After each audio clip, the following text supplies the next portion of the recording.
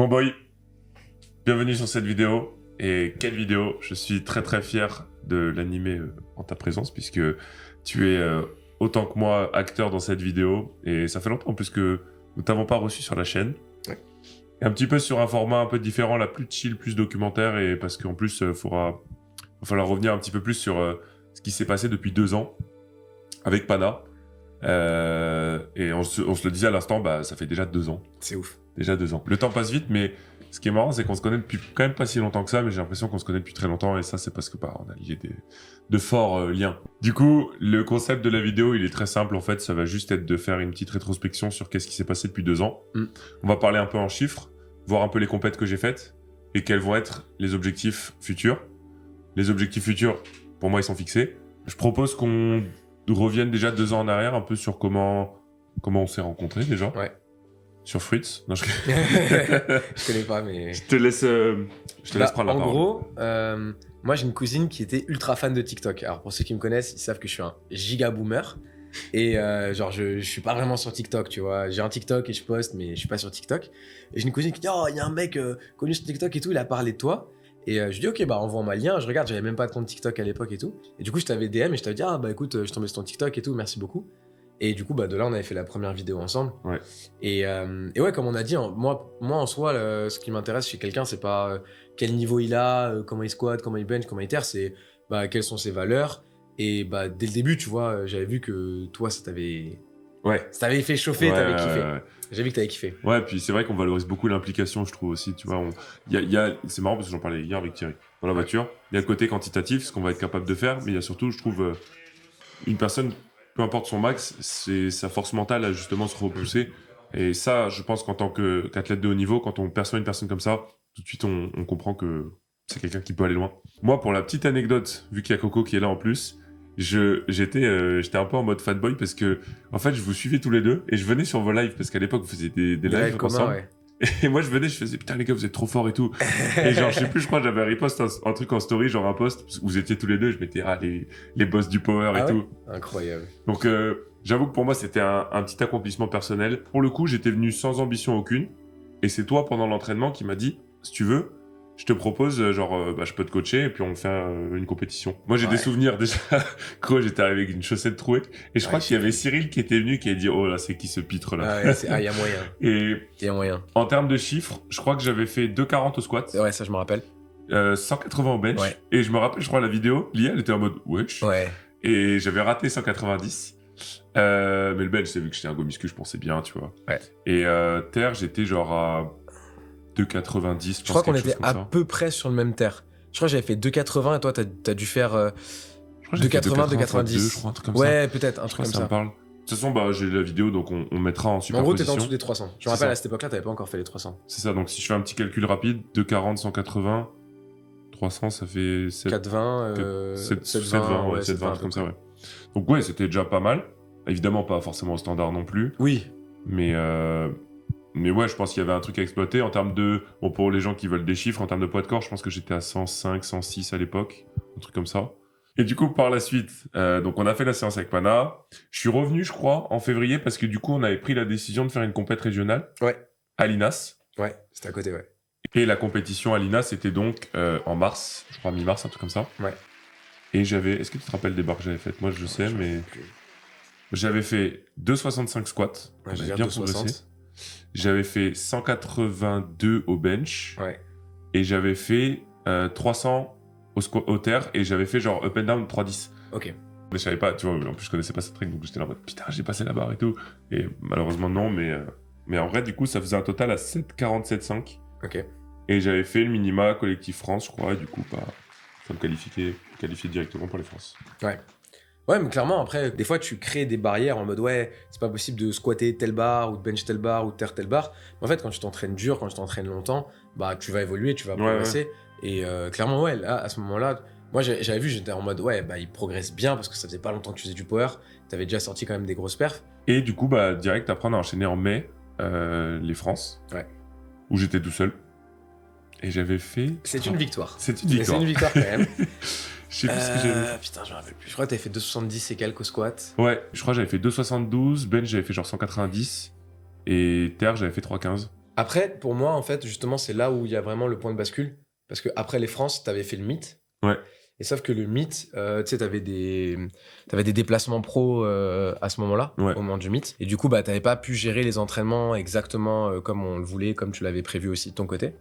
Et je me rappelle que bah, au mythe, malheureusement, t'as vécu ce que tous les athlètes vivent à un moment ou un autre.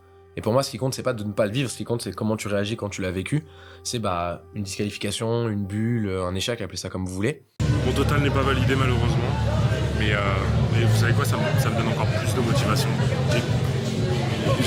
J'ai qu'une envie, c'est de retourner m'entraîner en fait maintenant. Je pense que ce point-là, en fait, c'est un des premiers points clés dans ton évolution sportive, clairement. où tu t'es dit, en fait, je veux pas juste faire ça pour rigoler, j'ai envie d'être bon. Et du coup, bah, quand tu veux être bon, parce qu'en fait, c'était genre quelques semaines avant le meet, genre 2 semaines avant la compète, 3 semaines, bah, t'avais dû partir genre quasiment une semaine. Et du coup, t'avais pas pu t'entraîner à 100%. Et je me rappelle, tu vois, moi, j'étais dégoûté parce que bah, c'est une défaite et c'est un échec autant pour l'athlète que pour le coach, parce que je me dis, ouais, est-ce que j'aurais peut-être pu mieux le conseiller et faire en sorte qu'il soit mieux préparé. Et du coup, bah, après, c'est une défaite qu'il faut vivre et en tirer les leçons qu'il faut en tirer. Et je pense sincèrement que cette défaite, ça a donné le ton pour l'année d'après, tu vois. Complètement. Je vous le dis, c'est solennel. Si c'est pas là dans les prochains mois, l'année prochaine, Antoine intègre l'équipe de France de force athlétique. Et bon, c'est bateau de dire ça, mais c'est vraiment les échecs qui forgent. Et moi, je le vois très bien. À chaque fois qu'il y a un moment où tu fais ça, tu remontes encore plus fort là-haut. Et justement, bah, pour donner un ordre d'idée, j'avais échec à 182 au bench. Ouais. Incapable. Genre, techniquement, c'était la misère. Ouais. Et je me rappelle, bah, j'étais en Espagne. J'étais parti en Espagne. Bon, j'étais parti avec un pote et tout. J'ai fait la connerie à pas faire, partir en vacances avant. Et là-dessus, je m'en voudrais toujours. C'est facile après coup de dire, ouais, j'aurais pas dû faire ci ou j'aurais dû faire ça. Mais en Oui, fait, complètement. tu le sais après, mais tu le sais pas avant. Et Bah, complètement. Tu l'as Et puis, on apprend de ses erreurs. Franchement, je suis fier de toi. Oh, c'est aussi grâce à toi. C'est le début de l'aventure. C'est pas la fin, c'est le début de l'aventure. Et puis même, en fait, si tu veux, on a la même mentale. C'est que ce soit les Worlds ou que ce soit une compète pour rigoler, on va la faire à fond. Ah, oui, On va la faire à fond par rapport à nous-mêmes. Ouais. Évidemment, gagner les Worlds et gagner une compète régionale, c'est pas pareil, mais tu le fais à fond. Et du coup, bah, ouais, on est dégoûté, moi autant que toi, sur cette échéance. Et par contre, après, c'est bah, comment on c'est rebondit, comment tu vois. ouais, de fou. Je crois que c'était en mai, le mythe, ou juin. Non, c'était en ça a juillet. toujours été en juin-juillet. Ouais, juillet. C'était 2 juillet 2022. Et après, j'avais fait la Pyrénées Cup. Ah oui, c'est vrai. J'avais fait la Pyrénées Cup ta première sélection. Là aussi. Ah bah oui, du coup, voilà. Première sélection semi-inter, parce qu'en gros, pour ceux qui ne savent pas, la Pyrénées Cup, c'est un peu un espèce de France-Espagne. Donc c'est de l'international, mais entre guillemets, parce qu'il n'y a que 2 nations, et c'est pas les meilleurs athlètes français qui sont envoyés, ni les meilleurs athlètes espagnols. C'est un peu comme une espèce de préparation C'est ça. pour des athlètes qui ont un potentiel. C'est une préparation. Et d'ailleurs, ça a été une bonne préparation parce que je me rappelle, tu me disais, moi, je t'avais appelé dans le train juste avant, la veille, et tu me disais, gros, tu verras, enfin, on en avait parlé avant, mais les standards, c'est pas les mêmes parce qu'il va falloir plus descendre au squat. Et je me rappelle d'ailleurs qu'à cette époque-là, j'avais un peu des douleurs et tout, j'avais mal aux genoux. J'ai pas fait la meilleure prépa que je voulais. J'avais souvent des douleurs aux genoux, des raideurs en haut de la fesse. Et le bench, j'avais fait un bon bench.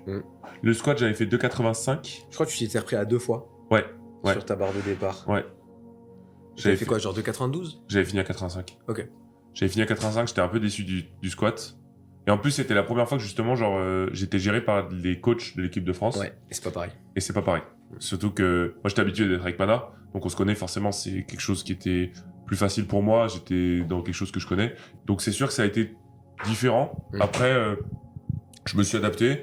J'ai fait mon 2,85 au squat où j'étais un petit peu mitigé. Et tu sais, en plus, j'étais un peu encore dans cette période où justement, je me disais, vas-y, il faut absolument que je fasse ça en comp. Et toi, tu me rappelles, tu me disais, gros, faut pas se mettre trop des barres en tête, faut se dire, ok, bah, on arrive avec la forme du jour et on voit ce qu'on fait. Et forcément, on a des barres en tête, mais faut pas non plus se dire, ok, si je fais absolument faire ça. Et d'ailleurs, franchement, je sens que je mûris, mais je sens que toi aussi. Ouais, bah de ouf, bien sûr. Et c'est beau parce que je trouve qu'on se comprend bien ensemble et justement, on avance vers quelque chose qui est cohérent, je trouve. Ouais, et on plus se comprend posé, vachement plus bien, c'est ça. logique, plus cohérent, ouais, je suis d'accord. Donc, cette compétition, j'avais fait 8-10. Ok. Et je crois que c'était un peu la malédiction des 8-10. J'étais Ouais, un peu, vas-y, ouais, j'ai envie de faire un gros total. Ouais. Je crois que j'avais le minimum en tête, je crois que c'était 8-20 ou 8. Ouais, il me 40, semble que c'était je crois, dans ces eaux-là. 8,40 peut-être, ouais. Ouais, 8,40. 8,40, je pense. Et je voulais faire absolument ça parce que je me suis dit, bah vas-y, c'est ta dernière année en junior. On en parlait justement, on se disait, bah ce serait bien de faire une sélection monde. Parce que bon, la Pyrénées Cup, c'est bien, mais c'est pas ce qu'on veut. Et du coup, bah j'avais été déçu. J'avais fait donc 2,85, 197,5 au bench, ça c'était un PR. Et 3,27,5 au terre, j'avais raté à 3,40. Ouais, t'as attendu 3,40 après. Et encore, tu vois, je trouve qu'il y avait en fait, je gérais mal ma hype et trop d'excitation. Techniquement, il y avait beaucoup de déchets. Et je trouve qu'aujourd'hui, on va y venir évidemment, mais c'est ça qu'on a beaucoup corrigé. Après, c'est logique que plus tu vises haut, que ce soit par rapport à un total, que ce soit par rapport à une qualification, par rapport à un titre ou quoi que ce soit, plus tu as de fortes chances d'être déçu parce que plus un truc est haut, plus c'est dur à obtenir. C'est sûr. Donc du coup, là-dessus, je pense que tu vois, c'est important de se dire que si t'avais pas eu cette envie, cette mentalité de faut que je fasse telle barre, faut que je fasse tel minima, faut que je fasse ci, faut que je fasse ça, je pense que t'en serais pas là aujourd'hui. Tu vois. Du coup, c'était pas suffisant pour la qualif monde, mais c'était suffisant pour la qualif Europe, Ah oui, c'est vrai. cette compète-là. Effectivement. Ah oui, non, parce qu'il y a eu en fait, c'est les France qui ont fait ça. Ouais, les France. Parce que les France, en fait, j'ai fait 8-20, donc c'était en avril, à Nancy. Ouais. Qui a là, pour le coup, été une bonne comp. Alors, si, encore une fois, je pense aux chiffres que j'avais en tête, je voulais absolument 8-40. Et il y a le total qu'on vise, et après, il y a, et c'est là où je vais faire un parallèle évidemment avec Pana, c'est que il y a le total qu'on vise, mais il y a le match qu'on gère. Et Pana m'a extrêmement bien géré le match ce jour-là, et il m'a fait comprendre, il m'a dit, gros, en fait, ce qu'on vise, c'est d'être champion de France, peu importe ce qu'il va falloir tirer, faut être champion de France. Et il y a eu un match. Il y a eu un très beau match en plus. Très beau match. Ouais, il y avait un gars très très chaud au terre, je me rappelle plus de son. Il avait tenté de tirer 3,68 pour jouer la gagne. Ouais, une barre de ouf. Truc de fou. Au final, ce total, il n'avait pas été suffisant pour les mondes, mais il avait été suffisant pour les Europes, du coup, qui était ta première compète internationale officielle en junior. En junior. Vu que les minima mondes ont été validés, ça veut pas dire que d'office t'es qualifié pour les championnats du monde, mais c'est-à-dire que t'es sélectionnable. Quand tu regardes comment tu gérais tes barres, comment tu gérais l'anxiété, le stress entre tes premières compètes, 2022-2023, et les dernières, ça n'a rien à voir. Ouais. Genre en France déjà, de cette année-là, t'étais 50 fois mieux que la première compète que t'avais fait, tu vois. Alors tu m'as dit un truc qui m'a marqué, tu vois, c'est tu m'as dit, je crois que c'était avant les Europes, tu m'as dit gros, va aux Europes, fais ce que t'as envie de faire, mais surtout profite. Et profite du moment présent. Ah, parce que, et en fait, ça a fait sens parce que je me suis dit, je vais vivre ma compétition pleinement et essayer de ressortir aussi ce qu'il y a de positif. Et parce franchement... ouais, c'est facile d'être en mode, ah si, ça, tu sais, moi, avant mes compètes, j'écoutais du 8 Mile, j'étais en mode, tu sais, à fond. T'es en mission. À fond. Voilà. Et oui, il faut être en mission, mais comme l'a dit Antoine, je pense que c'est ça, c'est trouver votre état d'esprit à vous, trouver les trucs qui vous parlent à vous. Et si le mec à côté de vous, il est en train de s'exploser la tête contre le mur, peut-être que ça marche pour lui, mais peut-être que pour vous, ça marchera pas. Et c'est vrai que le fait d'essayer d'émuler cette même attitude serait pas le bon plan. Et là où j'ai dit profite, et ça je le pense, je le dis sincèrement, c'est que je te souhaite et je me souhaite évidemment d'avoir une carrière très très longue, mais ça se trouve, toi et moi, demain, on va avoir un accident qui va faire qu'on pourra plus lifter. Et du coup, c'est juste, qu'est-ce qui reste ? Il reste les compètes qu'on a fait, les moments qu'on a vécu, les souvenirs qu'on a eus. Complètement. Et c'est pour ça que même si on est dans la tentative d'accomplir quelque chose, je dis pas que t'es là pour toi et t'es là pour vivre ce moment à fond, tu vois. Mais du coup, par contre, je pense que c'est important à ce moment-là de dire que la prépa se passait pas très bien avant les Europes. Et je pense que là-dessus, c'est un peu facile de montrer que les prépas qui se passent bien et dire moi les prépas avec mes athlètes, elles se passent tout le temps bien, regardez ces trucs. Et une prépa qui se passe pas bien, ça peut être la faute de personne, ça peut être la faute de l'athlète, ça peut être la faute du coach, ça peut être la faute des deux. Mais quand une prépa se passe mal, faut parler. Et là-dessus, en gros, on a mangé un peu notre pain noir aux Europes parce que t'as pas fait je crois que t'avais fait 8-10. Aux Europes, non, j'ai fait. Mais non, t'avais pas pu parce que justement, la prépa se passait tellement mal que t'avais pas pu faire un squat. Ouais. En gros, t'es arrivé à un très haut niveau, genre 2-3 semaines avant la comp. Ouais. Et du coup, en essayant de maintenir ce haut niveau, en fait, je m'étais trop mis la pression. Je m'étais trop mis la pression. Etc. Réalisant que 3 jours avant la compétition, je peux pas faire ce que je veux, je peux pas squatter, je peux pas faire de soulevé de terre, je me suis dit, je vais juste y aller. Et j'ai pas envie de faire une vidéo YouTube dans laquelle je m'apitoie sur mon sort en disant je me suis blessé. En fait, je m'étais vraiment trop mis la pression. Je m'étais dit, il faut absolument que j'arrive avec ces barres-là. Si je passe pas ces barres-là. Et en fait, j'avais trop poussé le bouchon. Et mon corps, il m'a dit, gros, ça fait quand même 1 an et demi que tu fais des compes. Ta technique, elle est pas encore au point. T'es pas un athlète ultra mûr sur ta pratique. Donc, en fait, il s'est passé ce qui devait se passer entre grosses guillemets. C'est que je me suis blessé. Alors, heureusement, c'est pas une grosse blessure, mais c'est quelque chose qui m'a bloqué. Donc malheureusement, on a vécu un autre moment difficile.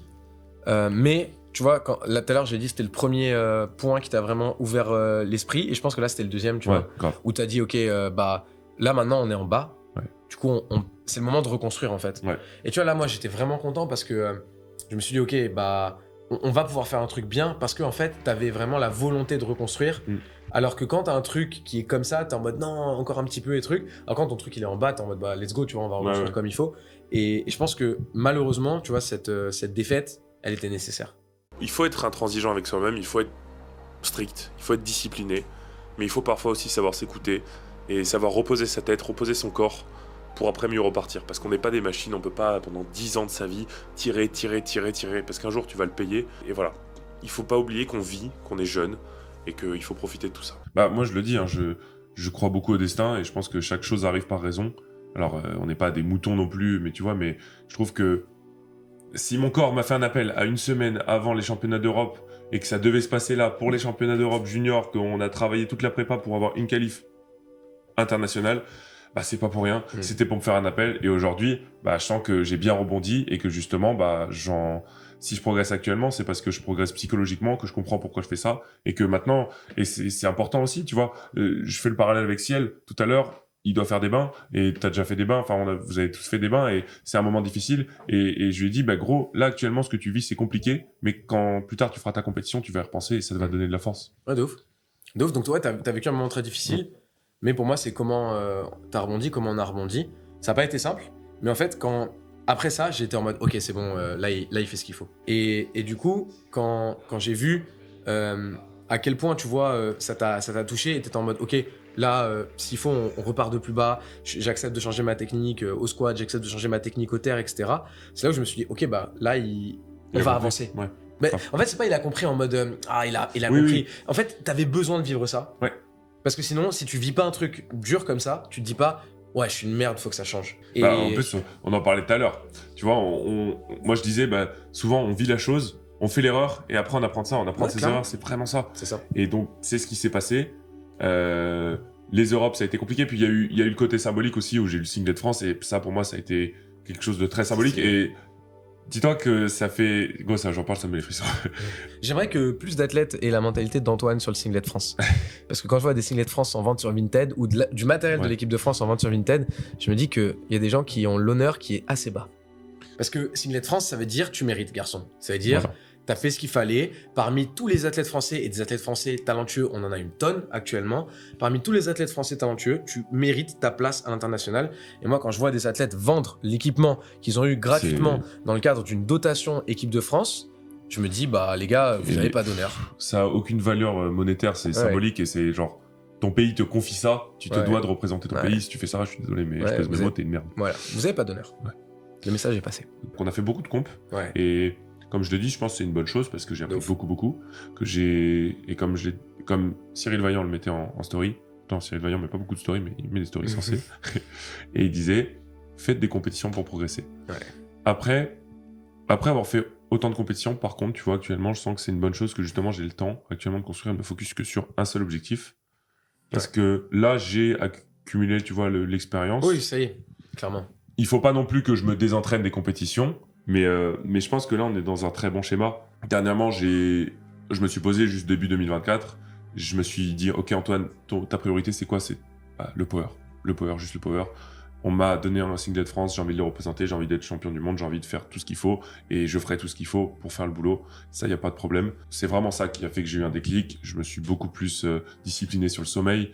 Je me suis beaucoup plus discipliné sur en fait tout centraliser sur le sport et même psychologiquement en fait m'assagir beaucoup. Et aujourd'hui, je suis beaucoup plus mûr et là-dessus, je remercie énormément Pana aussi parce qu'il m'a beaucoup apporté et que c'est un échange énorme qu'on a. Le coaching, Pana et moi, on le gère à deux et c'est un échange à deux et ça marche bien parce qu'on a deux visions en fait. Ouais. On n'a pas une vision, on a un mec qui va dire ok, tu fais ça. Après, c'est pas non plus un menu maxi best-of, une programmation, mais quand il y a de la cohérence dans l'athlète et que on échange des idées, on discute, on propose des opinions, on propose des solutions, c'est là où on avance. Et en fait, moi, ce que je veux vraiment saluer, tu vois, c'est que t'as fait, je sais pas combien de compètes où t'as fait 800, 807, 810, machin. Et là, la prochaine compète que tu feras, qu'on annoncera bientôt, ce sera 870, 880, 890, 900. Parce que, en fait, on a, au niveau de la prog, on a réussi à trouver les trucs qu'il faut. Et je pense que le plus important, c'est que toi, t'as trouvé ce qu'il faut pour toi. Ouais. Tu vois, au niveau des entraînements, au niveau de la routine que tu dois mettre en place, etc. Et là-dessus, moi, le conseil que je voudrais donner, c'est si jamais à un moment, vous voyez que vous ne progressez pas beaucoup ou plus trop, en fait, vous dites pas c'est bon, c'est mon palier. Parce que toi, justement, à un moment, tu progressais plus. T'as beaucoup progressé vite. Et après, à un moment, il y a eu un petit ralentissement, ce qui est normal. En fait, tu te dis, ok, à quel point ça compte pour moi? Moi, c'est un petit conseil que je vais donner à tout le monde, que ce soit dans le power ou autre chose. Prenez un papier une fois dans votre vie, prenez un jeune papier, vous mettez à votre bureau, un papier ou un ordi, moi c'est un papier parce que j'aime bien écrire, ça marche pour moi. Vous écrivez toutes les choses importantes dans votre vie et vous essayez de prioriser en fait. Vous allez écrire et en fait vous allez voir les choses qui sont plus importantes et en fait ça va vous permettre vraiment de prioriser et il va falloir faire des sacrifices sur des choix parce que tu réalises que tu peux plus devenir pompier, gendarme, tu vois tous ces bails, c'est plus possible, tu dois faire un choix et c'est ça grandir et pour moi c'est vraiment de comprendre quel est le choix le plus important. Ça veut pas dire renoncer à d'autres choses mais ça veut dire juste s'occuper de ça actuellement et de se dire je vais tout mettre sur ce domaine-là en fait.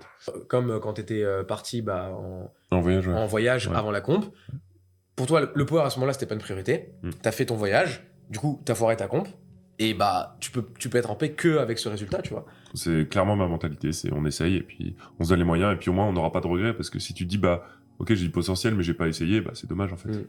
Donc mettez en place les choses et n'ayez pas peur de faire un choix. Faire des choix, faut pas en avoir peur et de toute façon la peur c'est quelque chose qu'on combat au quotidien et en faisant des choix bah, on arrive à la dépasser. Donc je reprends vite fait sur les chiffres. Alors j'ai pas fait ça en compétition, on va évidemment valider ça mais je sais de quoi je suis capable actuellement. Pas de raison que tu valides pas en compète, hein. Pour donner des chiffres, j'ai fait donc 8,70 il y a 3 semaines.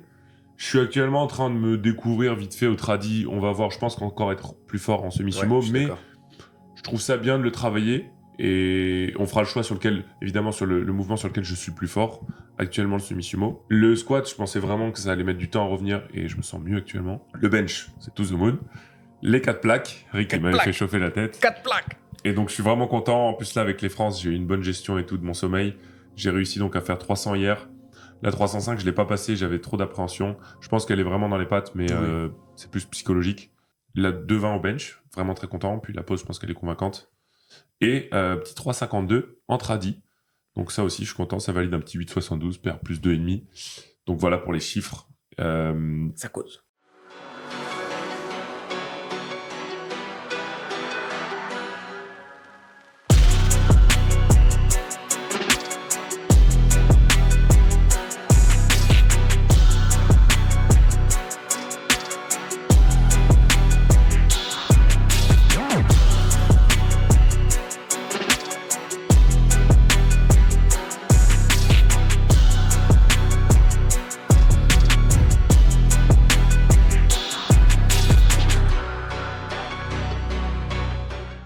Je pense sincèrement que là, comme tu as dit, tu as un moment clé.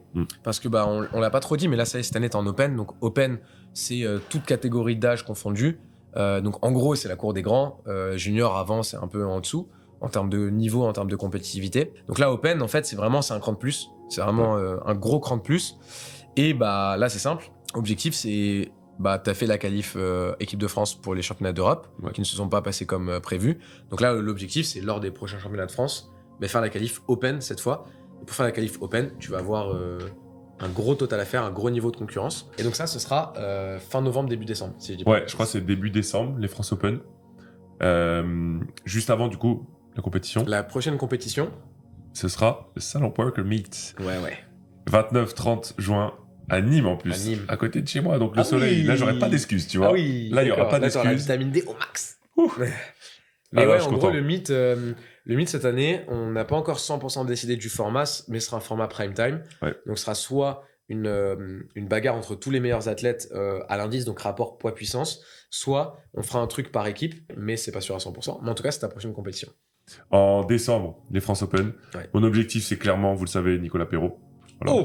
Évidemment. Oh les terres. D'ailleurs, j'ai vu termes. Nico, je lui ai dit gros, on va se faire une petite vidéo en juillet. Et je pense qu'on se fera un petit affrontement, ce sera cool, peut-être en juillet, août, quelque chose comme ça. Et c'est cool. Franchement, je suis honoré aussi de monter sur le plateau avec lui et de pouvoir faire la compète contre lui. C'est un athlète que je respecte énormément et qui a un très très haut niveau. Et ça va être cool. Franchement, ça va être très très cool. Du coup, si vous voulez aussi me soutenir, mon petit code chez MyProtein. Si vous voulez commander aussi chez SBD, parce que je suis sponsor SBD, bien évidemment. Et évidemment, si vous voulez passer une petite commande sur ma marque, c'est avec grand plaisir. Je vous souhaite une bonne soirée, bon après-midi, et puis entraînez-vous bien, faites les choses avec passion. Et Monsieur Pana, merci beaucoup, on se resserre la main. Merci beaucoup. Et n'oubliez pas, Bisous les boys. N'oubliez pas, restez fort. Toujours mon nouveau cadeau, ça. D'accord, restez fort. Allez, bonne soirée. Restez fort.